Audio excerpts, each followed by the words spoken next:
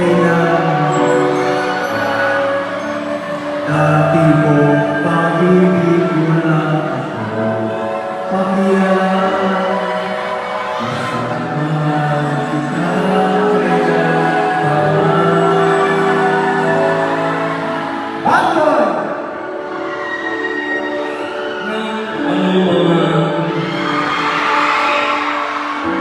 Paliwanag mo'y di ko kailangan. At kahit ano ang iyong nakaraan, mamahalin kita maging sino ka man.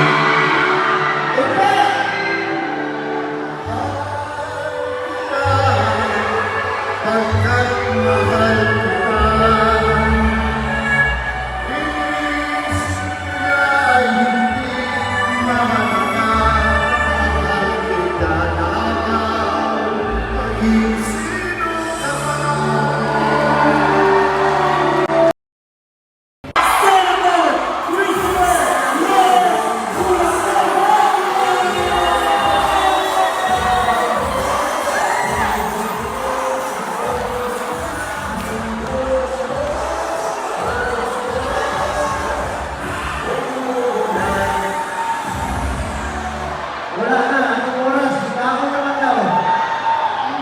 Ngayong gabi sa inyong tanan, sa akong mga silingan na ninyo sa Davao, daghang salamat sa inyong pagsalig o tamang Sir Jun o Sir Jun sa Rebot. Ngayong gabi sa inyo o kining nanak ko'y hangyo sa inyo.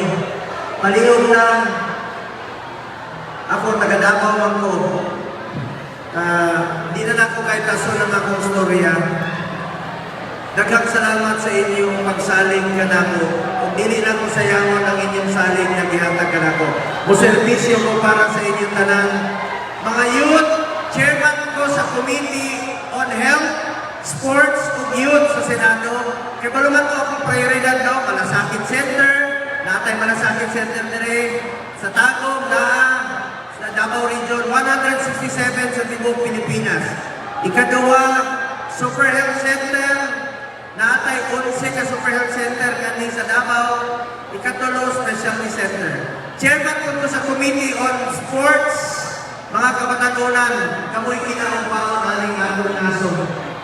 Eskwela o taong, kung naman yung mga paliga, na kinanang o tamang o suporta o tamang ko sa inyo. Gusto na ko ilayo ang mga kabatanunan sa illegal na droga. Dili na ako gusto masayang ang isugdan ni former President Duterte na labanan ang kriminalidad o ng illegal na droga.